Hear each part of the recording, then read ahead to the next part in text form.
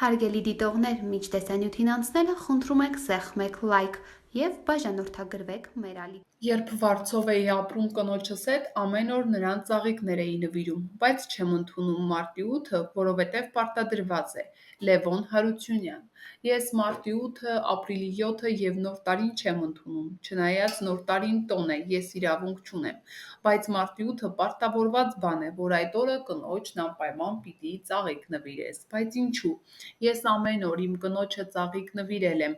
Օրեր են եղել, երբ ես 3-րդ մասում վարձով էի ապրում կնոջս հետ, բայց իջնում էի շուկա և ամեն օր նրան ծաղիկ էի նվիրում։ Նույնիսկ տատիկ կար, ումից ծաղիկ էի գնում, ու մեր 3-րդ մասի հարևանն ասում էր. «Տղամարդն ամեն օր իր կնոջը ծաղիկ կնվիրի»։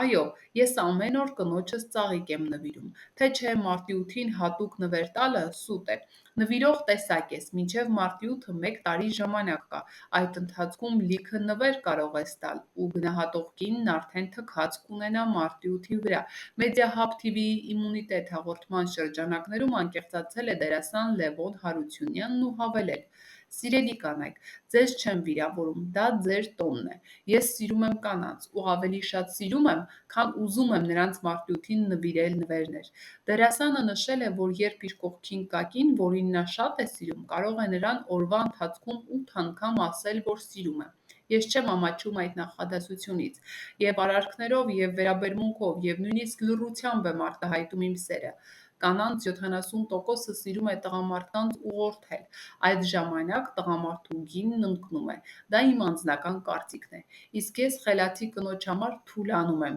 Կինը կարող է ամեն ինչ անել, և կինը կարող է երևույթ և յուրաքանչյուր տղամարդու կյանքում, ասել է Լևոն Հարությունյանը։